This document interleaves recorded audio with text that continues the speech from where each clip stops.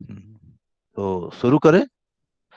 तो सुप्रभात। देखिए आज हम पढ़ेंगे मूल रूप से तो यहाँ पर जो आपको दिखाया जाएगी 10 नंबर, कम से कम 10 नंबर के लिए है। लेकिन इसके साथ साथ कई चीजें जुड़ी हुई हैं जो 3 और 2 नंबर की भी आती हैं। एक एक एक एक नंबर के 5 प्रश्न आते हैं। तो वो सब इससे जुड़े हुए हैं और कुल मिलाकर के ये 20 से 25 नंबर का आपको बनता है। तो यहाँ पर हम इसकी चर्चा करेंगे कि रचनात्मक लेखन, कामकाजी हिंदी और रचनात्मक लेखन, इसमें जो है आपको क्या क्या मिल रहा है, जो आपको परीक्षा में देना है, इसका हम आपको, ये मैं जरा, हाँ, क्या क्या आपको आएगा और आपको तैयारी करनी है। तो देखिए इसमें एक है जनसंचार माध्यम, ये पाठ एक है। पत्रकारिता के विविध आयाम, पाठ दो।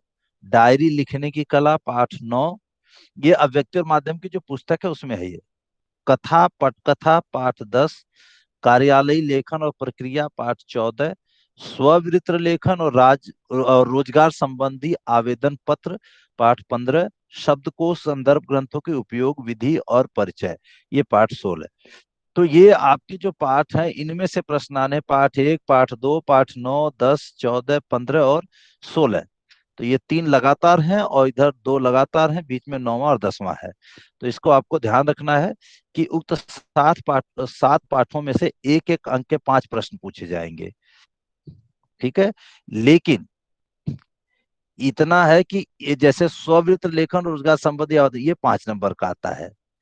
ठीक है। शब्द को संदर्भ की उपयोगिता से संबंधित प्रश्न, दिए गए शब्दों को क्रम में लगाने, ये 5 नंबर का आता है, एक एक करके 5 नंबर का। कार्यालय लेखन या पत्र 5 नंबर का होगा। ठीक है। पटकथा से संबंधित 3 नंबर, डायरी पटकथा इनमें से वो ऑप्शन आएगा, 3 नंबर का होगा। पत्रकारिता के विविध आयाम, 3 और 2 नंबर के प्रश्न। जनसंचार और इन सब से मिलाकर के एक एक नंबर के 5 प्रश्न। तो कुल 25 नंबर आपके बनते हैं इससे संबंधित, जो आपको इसमें से तैयार करना है। तो ध्यान रहे, एक एक चीज पर हम ध्यान देंगे। जैसे जनसंचार माध्यम में संचार क्या है? दो या दो से अधिक व्यक्तियों के बीच सूचनाओं व भावनाओं का आदान प्रदान ही संचार कहलाता है। ठीक है। अथवा अनुभवों की साझेदारी। लेकिन आपको इतना भी आप लिख देंगे तो इतने से काम चल जाएगा, आपको ज्यादा लिखने की जरूरत नहीं है। संचार माध्यम क्या है? अब देखिए हम सभी जानते हैं, टेलीविजन है, रेडियो है, समाचार पत्र है, इंटरनेट है। तो यह संचार की प्रक्रिया को अंजाम देने वाले साधन संचार माध्यम कहलाते हैं। अगर आपको नहीं पता है तो संचार माध्यम क्या है, तो आप डायरेक्ट लिख सकते हैं। हालांकि ये लिखा जाए तो ज्यादा बेहतर, क्योंकि यहाँ संचार माध्यम कौन कौन से वो नहीं पूछ रहा, बल्कि क्या है। तो आपको ये लाइन लिख देनी है कि संचार की प्रक्रिया को अंजाम देने वाले साधन संचार माध्यम कहलाते हैं। उदाहरण के तौर पर जैसे टेलीविजन, रेडियो इत्यादि। संचार के प्रमुख तत्व कौन कौन से हैं? स्रोत या संचारक, कूटीकरण एनकोडिंग, संदेश कथ्य, माध्यम यानी चैनल इत्यादि, प्राप्तकर्ता रिसीवर, फीडबैक यानी संदेश प्राप्तकर्ता की अच्छी या बुरी प्रतिक्रिया। ये सारी चीजें जो है संचार के प्रमुख तत्व। अब देखो ये प्रश्न जो है आपका 2 या 3 नंबर में आ सकता है और 1 नंबर में भी आ सकता है। तो 1 नंबर में आपको ये शॉर्ट फॉर्म में लिखने, बस ये ये स्रोत या संचारक, कूटीकरण या एनकोडिंग, संदेश, माध्यम, प्राप्तकर्ता, फीडबैक, यही लिख देंगे तो काम चल जाएगा। संचार के प्रमुख प्रकार बताइए। यहाँ पर देखिए प्रकार बताए हैं, मौखिक तथा अमौखिक। ठीक है। मौखिक तथा अमौखिक संचार, इसका वर्गीकरण भी दिया गया है यहाँ पर। इसके 4 भेद हैं। अंतः वैयक्तिक संचार, जहाँ संचारक व प्राप्तकर्ता एक ही होता है, जैसे सोचना, विचारना आदि, इसे अंतः वैयक्तिक संचार कहते हैं। यह खुद से जैसे बात करते हैं ना, पीछे प्रश्न आया भी था बोर्ड में और ऐसे भी आ जाता है, 11th में भी आता है। तो अंतः वैयक्तिक यानी जब आप खुद ही से बात कर रहे हो, या आप किसी दूसरे से बात तो कर रहे हो, लेकिन वह व्यक्ति या तो आपकी बात सुन नहीं रहा या सुनने की हालत में नहीं है, पर आप उससे संवाद कर रहे हैं। जैसे कई बार हम अपने किसी के गुजर जाने पर दुख व्यक्त करते हैं और उससे बात करते रहते हैं, संबोधन करते रहते हैं उसको, लेकिन वास्तविक तौर पर वो हमारा जवाब नहीं देता। जैसे राम लक्ष्मण परशुराम संवाद में नहीं, सॉरी सॉरी, ये 12वीं में पाठ है अभी, लक्ष्मण मूर्छा में ये देखने को मिलता है। फिर अंतर वैयक्तिक संचार, जब दो व्यक्ति आमने सामने संचार करते हैं तो इसे अंतर वैयक्तिक संचार कहते हैं। समूह संचार, जब कोई भी सभा पंचायत होती है तो समूह संचार, यानी दो या दो से अधिक लोग जब हो तब, भीड़ हो जहां पर, सभा हो। और जनसंचार, जब समूह से प्रत्यक्ष संवाद की बजाय किसी यांत्रिक साधन, टेलीविजन या रेडियो, सिनेमा के माध्यम से जब बात लोगों तक पहुंचाई जाए तो उसे हम जनसंचार कहते हैं। तो ये चार भेद हैं, इसके आपको ध्यान रखना है। जनसंचार की प्रमुख विशेषताएं क्या है? जनसंचार का जो है, फीडबैक तुरंत नहीं मिलता, उसमें श्रोताओं, पाठकों, दर्शकों का दायरा बहुत बड़ा, पंचमेल विविधता भरा होता है, उससे प्रसारित संदेश की प्रकृति सार्वजनिक होती है, संचार के लिए औपचारिक संगठन, रेडियो, टीवी चैनल, अखबार आवश्यकता होती है, इसमें प्रचारित प्रसारित सामग्री को नियंत्रित व निर्धारित करने के लिए कई द्वारपाल होते हैं, जैसे संपादक, उप संपादक। इन्हें द्वारपाल कहते हैं जब कोई समाचार या कोई प्रसारण की सामग्री कई माध्यमों से होकर के गुजरती है, कई चरणों से होकर के गुजरती है। जैसे संपादक है तो उसका काम होता है संपादन का कार्य करना, आए हुए समाचारों को काट छांट करके प्रसारण करने योग्य, प्रसारित करने या छापने योग्य बनाना, तो संपादक और उप संपादक का काम होता है। तो इनकी पूरी मंडली होती है जो ये काम देखते हैं, संपादक मंडल उसे कहते हैं। जनसंचार के प्रमुख कार्य क्या है? ये बहुत ज्यादा आता है ये प्रश्न, 11वीं में भी 12वीं में भी, तो इसको जरूर ध्यान रखना है। सूचना देना, शिक्षित करना, मनोरंजन, तीन चीजें तो बड़ा आसानी से आप याद रख सकते हैं, सूचना, शिक्षित, मनोरंजन। फिर इसके बाद एजेंडा, निगरानी, विचार विमर्श। याद करने का यही तरीका है, सूचना, शिक्षित, मनोरंजन, एजेंडा, निगरानी और विचार विमर्श। इस तरीके से आप इसको याद कर सकते हैं बड़े ही आसानी से। अगला प्रश्न है, भारत में पत्रकारिता का प्रारंभ कब हुआ? सन 1870 में जेम्स ऑगस्ट हिकी के बंगाल गजट से इसकी शुरुआत हुई है, लेकिन यह पहला पत्र नहीं कहा जाएगा, क्योंकि पहली बात तो यह अंग्रेजी में था, और इसीलिए इसको पहला पत्र नहीं कहते, ये बंगाल गजट था, एक गैजेट, जिसे गैजेट आप कहते हैं, सरकार जो प्रसारित करती है। कभी कभी आप समाचार पत्रों में देखते होंगे कि उसमें भारत सरकार का गजट, कि आपका जमीन अधिग्रहण की जाती है, यहाँ से यहाँ इतने इतने किलोमीटर की सड़क बनाने के लिए इत्यादि, तो उसे हम गजट बोलते हैं। तो प्रकाशित जरूर हुआ था, लेकिन पत्रकारिता की शुरुआत हुई थी, पर पहला पत्र हम कहते हैं उदंत मार्तंड को, सन 1826 में पंडित जुगल किशोर द्वारा। तो ये बहुत सारी चीजें हैं जो आपको मैं भेज चुका हूं, इनको आप पढ़ लेना। हम केवल मोटा मोटा मेन चीजों पर चर्चा करेंगे। अब यहाँ पर आइए, पत्रकारिता के, ये तो सारी चीजें संचार से संबंधित थी, इनको आपको याद करना होगा। इनमें से कोई 5 नंबर के प्रश्न आएंगे, एक एक नंबर के। पत्रकारिता के विविध आयाम क्या है? अब इसमें क्या, पत्रकारिता क्या है? सूचनाओं को संकलित और संपादित करके आम पाठकों तक पहुंचाने का कार्य पत्रकारिता है। किसी घटना के समाचार बनने के लिए उसमें कौन से तत्व आवश्यक हैं? नवीनता, जनरुचि, निकटता, प्रभाव, टकराव या संघर्ष, महत्वपूर्ण लोग, उपयोगी जानकारी।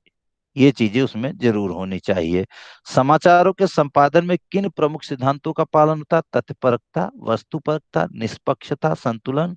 तो ये तीन चीजें भी अगर आप याद कर लें, तत्परता, तथ्यपरकता, वस्तुपरकता, निष्पक्षता, तो आप इसको, इसका नंबर आपको मिल जाएगा। पत्रकारिता के प्रमुख प्रकारों के नाम बताइए। खोजपरक, वॉचडॉग, एडवोकेसी। इसके अलावा भी बहुत सारी हैं जो आपको नीचे मिल जाएंगी, लेकिन ये महत्वपूर्ण है। खोजपरक, वॉचडॉग, ये खोजपरक यानी गहरी छानबीन करके किसी केस की जांच की जाए और उसको प्रकाशित किया जाए, तो खोजपरक। वॉचडॉग यानी सरकारी काम काज पर निगरानी रखना। एडवोकेसी, किसी मुद्दे को पत्रकारिता के माध्यम से उठा करके आम जनता और सरकार की नजरों में लाना। डेडलाइन क्या है? किसी समाचार माध्यम में समाचार को प्रकाशित प्रकाशित करने के लिए प्राप्त होने की आखिरी समय सीमा, डेडलाइन के, यानी कोई समाचार पत्र में आपको समाचार देना है या आर्टिकल देना, तो उसकी एक डेडलाइन होती है। वो चाहे 24 घंटे वाली बात, जैसे समाचार पत्र हैं तो इनकी डेडलाइन मुझे लगता है 9 से 10 बजे रात को होती है। एक अंदाजा है मेरा, क्योंकि 12 बजे तक तो समाचार पत्र निकल लेते हैं छप करके, और जगह जगह के लिए चल देते हैं वो, उनको भेज दिया जाता है। तो आशा है मेरी कि 12 बजे के लास्ट तक भी हो सकते हैं कुछ समाचार उसमें लास्ट मोमेंट में भी कर दिए जाते हैं, लेकिन वो 12 बजे से पहले पहले होता होगा जो भी।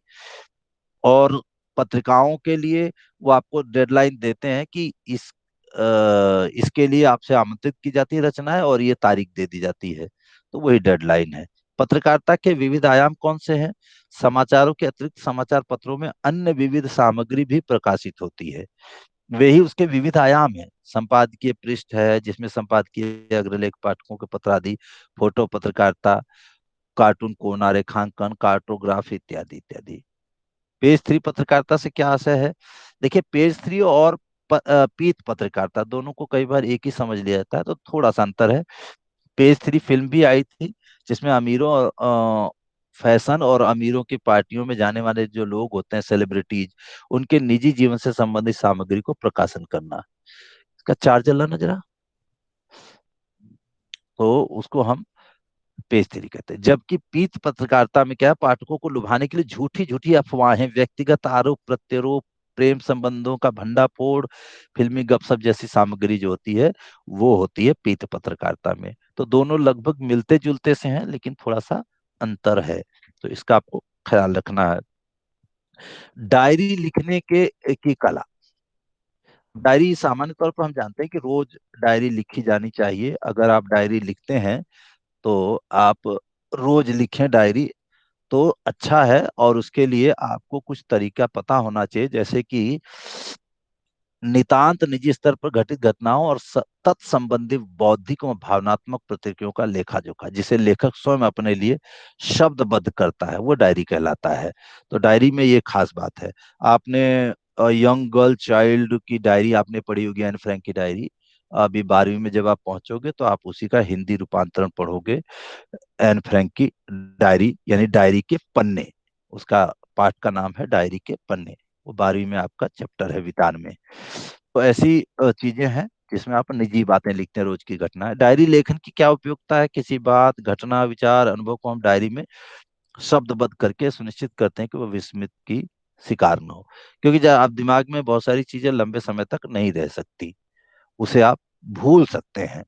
इसलिए अगर आपने डायरी में लिख दिया है तो वह लंबे समय, जैसे कि यहूदियों पर हुए अत्याचार को जो हिटलर के शासनकाल में एन फ्रैंक ने अपनी डायरी में लिखा है, और उस डायरी को आज भी विश्व में सबसे ज्यादा पढ़ा जाता है। और उसे एक दस्तावेज के तौर पे माना जाता है कि उस समय घटित घटनाओं को उसने जिक्र किया है, बड़े अच्छे ढंग से उसमें लिखा है, अपनी एक निर्जीव गुड़िया किट्टी को संबोधित करते हुए। हाँ बेटा बोलो, कुछ कहना है? हेलो, स्क्रीन दिख रही है ना? Yes sir. हाँ ठीक है, समझ में आ रही बातें?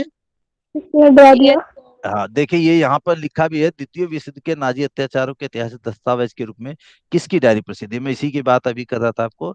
एन फ्रैंक एक यहूदी किशोरी की डायरी, जिसमें 1942 से 44 के दरमियान नाजी अत्याचारों का एक किशोर मन द्वारा दर्ज, मात्र 13 साल की लड़की थी वह, और आज विश्व में सबसे ज्यादा पढ़ी जाने वाली डायरी है ये। कुछ प्रसिद्ध भारतीय डायरी लेखकों के नाम बताइए, जैसे मोहन राकेश, रामेश चंद्र शाह, राम वृक्ष बेनीपुरी, जिनका पाठ आपने 10वीं में पढ़ा होगा, भगत करके था वो।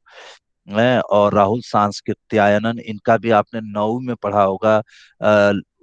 वहां की यात्रा जो थी लहासा की ओर, वो पढ़ा होगा आपने। सेठ गोविंद दास की सुदूर, कर्नल सज्जन सिंह के लद्दाख की डायरी इत्यादि। बहुत सारी ऐसे डायरी लेखक रहे हैं जिनको आपने, उनमें से कुछ को आपने पढ़ा भी है।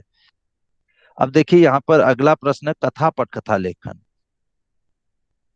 पटकथा क्या है? पर्दे या टेलीविजन के, सिनेमा के लिए या टेलीविजन के लिए जब लिखते हैं तो उसे हम स्क्रीन वो कहते स्क्रिप्ट कहते हैं, स्क्रिप्ट राइटिंग कहते हैं उसे, स्क्रीन स्क्रिप्ट, लेकिन नॉर्मली हम उसे केवल स्क्रिप्ट राइटिंग कहते हैं। तो ये स्क्रिप्ट राइटिंग होती है पर्दे के लिए। आपने पाठ, अच्छा रजनी पाठ अब हमारे उसमें से निकाल दिया गया है, एक आपके पाठ किताब में है रजनी पाठ, जिसमें वो स्क्रिप्ट राइटिंग ही है, पटकथा लिखी हुई है। तो इसमें क्या होता है कि कौन सी चीज कहाँ पड़ी है, उन सब चीजों का भी जिक्र किया था कि बरामदे में टेबल है, टेबल के ऊपर कप प्लेट रखे हुए हैं, दो लोग बैठ करके चाय पी रहे हैं, इत्यादि इत्यादि, इस तरीके की चीजें भी दी जाती हैं। फ्लैशबैक वह तकनीकी जिसमें आप वर्तमान घटनाक्रम को बीच में ही छोड़कर अतीत में घटी घटना को दिखाते हैं और फिर वर्तमान में लौट आते हैं। इसे फ्लैशबैक, आजकल के धारावाहिकों में ज्यादा आप देख सकते हैं इसी को अच्छे तरीके से।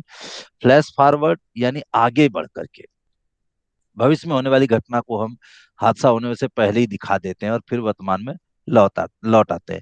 यह भी बहुत सारी फिल्मों में, बहुत सारे धारावाहिकों में आपको दिखाया जाता है कि उसमें से कोई एक कलाकार, हीरो या हीरोइन जो है, आगे होने वाली घटनाओं को देख लेता है, तो उसे हम फ्लैश फॉरवर्ड कहते हैं। कार्यालय लेखन और प्रक्रिया, पाठ की कुछ महत्वपूर्ण बातें, जैसे प्रत्येक विषय से संबंधित एक फाइल होती है, विषय से संबंधित जो पत्र या प्रस्ताव बाहरी व्यक्तियों या दूसरे कार्यालयों में प्राप्त होता है, उसे फाइल की दाहिनी ओर रखा जाता है। ये सारी चीजें आप यहाँ बड़े आराम से देख सकते हैं कार्यालय लेखन और प्रक्रिया में। तो कार्यालय लेखन के विविध प्रकारों के नाम बताइए। तो मूल रूप से ये चीजें आती है: औपचारिक पत्र, मुख्य टिप्पण, अनुसांगिक टिप्पण, अनुस्मारक स्मरण पत्र, अर्ध सरकारी पत्र, कार्यसूची, एजेंडा, कार्यवृत्त। इसमें से आपको जो आता है वो एक आता है औपचारिक पत्र, ठीक है, कार्यसूची, एजेंडा, कार्यवृत्त, मिनट्स, प्रेस विज्ञप्ति लिखने को कभी कभी आ जाता है, ये चीजें आती हैं। बाकी मुख्य टिप्पण, अनुसांगिक टिप्पण, अनुस्मारक या स्मरण पत्र, अर्ध सरकारी पत्र इत्यादि आपको नहीं आता परीक्षा में, लेकिन आपको ये इस प्रश्न के उत्तर के लिए चीजें पड़ सकती हैं। अब देखिए औपचारिक पत्र से क्या संबंध है, ये सारी चीजें यहाँ पर दी गई हैं। जो पत्र प्राय कार्यालय विभाग को, जैसे आप अपने प्रिंसिपल को लिखते हैं या नौकरी के लिए कोई पत्र डालते हैं या नगर निगम के अधिकारी को, पुलिस अधिकारी को, तो वो सब औपचारिक पत्र होता है, जिसमें एक निश्चित फॉर्मेट होता है, निश्चित तरीका होता है, जिसमें जैसे सेवा में अधीक्षण, अभियंता इत्यादि करके फिर उस डिपार्टमेंट का नाम, जगह का नाम, ये सब लिखा जाता है। टिप्पण किसे कहते हैं? ये किसी विचाराधीन पत्र अथवा प्रकरण को निपटाने के लिए, ये जब फाइलें चलती हैं सरकारी कार्यालयों में, तो हर अधिकारी, उच्च अधिकारी उसमें टिप्पणी डाल देता है उससे संबंधित, कि आपको क्या करना है, इसमें क्या कमी है, उसे हम टिप्पण कहते हैं। मुख्य टिप्पण, अनुसांगिक टिप्पण, ये सब आपकी परीक्षा में नहीं आते, इसलिए ज्यादा ध्यान देने की जरूरत नहीं है। अब सीधे हम आ जाते हैं कार्यसूची या एजेंडा। किसी भी संस्था की औपचारिक बैठक में चर्चा के लिए निर्धारित विषयों की अग्रिम जानकारी देने वाला दस्तावेज कार्यसूची कहलाता है। इसे बैठक की सूचना के साथ ही सदस्यों को भेजा जाता है ताकि वो पूरी तैयारी करके आ सके। यानी जब भी कोई कार्यसूची या एजेंडा, अंग्रेजी में एजेंडा, कोई मीटिंग होनी है तो उससे पहले बता दिया जाता है कि क्या क्या इसमें होना है, तो जितने भी मेंबर हैं, सदस्य हैं, उसकी तैयारी करके आते हैं। कार्यविधि या मिनट, अब बैठक हो गई तो उसमें क्या क्या हुआ, क्या क्या विषय विचार विमर्श हुआ, उन सारे निर्णयों को, विवरण को कार्यविधि कहा जाता है। तो वहां जो भी फैसला होता है उसे कार्यविधि कहते हैं। इन दोनों से संबंधित प्रेस विज्ञप्ति, परिपत्र, इन सब से संबंधित वीडियो मेरे चैनल पर है, आप वहां से देख सकते हैं, मैं आपको लिंक भेज दूंगा। प्रेस विज्ञप्ति, कोई संस्थान या व्यक्ति जब किसी विषय या बैठक में लिए गए निर्णय को जन सामान्य तक पहुंचाना चाहता है तो वो प्रेस विज्ञप्ति कहलाती है। परिपत्र या सर्कुलर, संस्थान कार्यालय द्वारा दिए गए महत्वपूर्ण निर्णयों को कार्यान्वित करने के लिए परिपत्र जारी किए जाते हैं, जिसमें निर्णय को कार्यान्वित करने के निर्देश होते हैं। तो इस प्रकार से आप इसको देख सकते हैं, समझ सकते हैं। अब आया बायोडेटा, स्ववृत्त लेखन, ये आप सभी जानते हैं। जब भी आप किसी कार्यालय में, किसी ऑफिस में, किसी कंपनी में नौकरी के लिए जाएंगे तो आपको अपना बायोडाटा लिख करके देना होगा। तो इसी को हम स्ववृत्त लेखन या बायोडाटा कहते हैं, जिसमें आप अपने बारे में सारी बातें बताते हैं। स्ववित्त में यहाँ से दिया गया किन किन बातों का समावेश करना चाहिए। तो स्ववित्त में अपने पूरा परिचय, पता, संपर्क सूत्र, टेलीफोन, ईमेल, शैक्षणिक व व्यावसायिक योग्यताओं के सिलसिलेवार विवरण के साथ साथ अन्य संबंधित योग्यताओं, विशेष उपलब्धियों, कार्यतर गतिविधियों, अभिरुचियों, यानी जो आप की हॉबीज हैं, उनको भी आपको बताना है। एक दो ऐसे सम्मानित व्यक्ति का विवरण जो उम्मीदवार के व्यक्तित्व व उपलब्धि से परिचित हो। अगर आप किसी ऐसे व्यक्ति को जानते हैं जो सम्मानित व्यक्ति है और आप वो आपको जानता है, तो उसका भी जिक्र आप कर सकते हैं। या आपको कोई पुरस्कार इत्यादि मिला है आपके कार्य के लिए, तो वो भी आप व्यक्त कर सकते हैं, जिससे आपका अ, चयन सुनिश्चित माना जाए। तो रोजगार संबंधी आवेदन पत्र के फॉर्मेट के लिए ये देखिए यहाँ पर इसके लिए बहुत सारे पाठ वो किस तरीके से आपको लिखा जाए, पत्र कैसे लिखना है, इसका भी आपको बहुत सारा लिंक मिल जाएगा, मैं भी भेज दूंगा, आपको ये चीजें पता चल जाएंगी। तब आते हैं शब्दकोश। इससे संबंधित 5 प्रश्न आते हैं बेटा, इसलिए हमें इसका भी ध्यान रखना है कि वो 5 प्रश्न भी हमसे न छूटे। और इसके नियम है कि कैसे करना। ज्यादातर आपको आ जाता है कि 5 या 6 शब्द दिए जाते हैं, उसमें से 5 को एक निश्चित क्रम में लगाना होता है। तो इसका तरीका है, शब्दकोश में सम्मिलित शब्द वर्णमाला के वर्णों के क्रम में व्यवस्थित रहते हैं। सामान्य तौर पर जो वर्ण का क्रम है, आप क ख ग घ ङ अ से लेके आह तक और क से लेके ज्ञ तक जानते हैं। लेकिन यहाँ थोड़ा सा इसमें अंतर है, और वो आपको ध्यान देना पड़ेगा कि क्या अंतर है। देखिए, जैसे सबसे पहले तो यहाँ पर क्या होगा, अंग, अंग से शुरुआत होगी, यानी अगर किसी वर्ण पर बिंदी लगी है, तो उस वर्ण क्रम में, यानी क पर बिंदी लगी है लेकिन आपको कंगाल लिखा हुआ है और एक लिखा हुआ काम, तो कंगाल शब्द पहले आ जाएगा, काम बाद में आएगा, ये आपको ध्यान रखना है। और दूसरा, कंगाल है, काम है, कुड़ाल है, तो इसमें आपको ये भी ध्यान रखना है कि कौन सी मात्रा लग रही है। कंगाल तो पहले आ गया, अब बचा काम और कुड़ाल। तो काम में आ की मात्रा और पीछे म है, और कुणाल में ऊ की मात्रा है और पीछे ण है।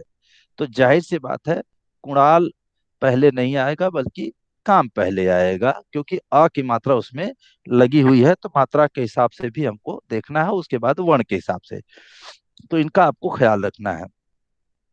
और यहाँ सारे क्रम दिए हुए हैं, अंग, फिर अ, फिर आंग, यानी हर वर्ण से पहले अगर बिंदी लगी है तो वो बिंदी वाला शब्द जो है वो पहले आ जाएगा, और बिना बिंदी वाला शब्द बाद में आएगा, उसी शब्द से संबंधित, उसी वर्ण से संबंधित। फिर उसमें दिया है शुद्धि, श जमा उ, द जमा ध ई, तो शुद्धि होता है। तो आप देखिए, इसमें श है, त है, तो इसमें कौन सा वर्ण पहले आता है आपको इसका ख्याल रखना है, यानी श से संबंधित और शब्द आते हैं, तो इसको आपको ध्यान रखना है मात्राओं और बाकी वर्णों के हिसाब से। प्रार्थना में क्या होगा, ये जैसे हम वर्ण विन्यास करते हैं ना, यहाँ देखिए वर्ण विन्यास किया गया है, तो वर्ण विन्यास के आधार पर ही आप कौन सा शब्द पहले आएगा इसका आपको ख्याल रखना है। तो दिमाग में आपको वर्ण विन्यास करना होगा, या रफ में आपको वर्ण विन्यास कर लीजिए, उससे कंफर्म हो जाएगा कि कौन कौन से वर्ण पहले आते हैं, उसके हिसाब से आप उस शब्द को आगे करते चले जाएंगे। ठीक है, और वर्ण विच्छेद, मात्रा का अलग कर देना, ठीक है, ये भी आपको ध्यान रखना है।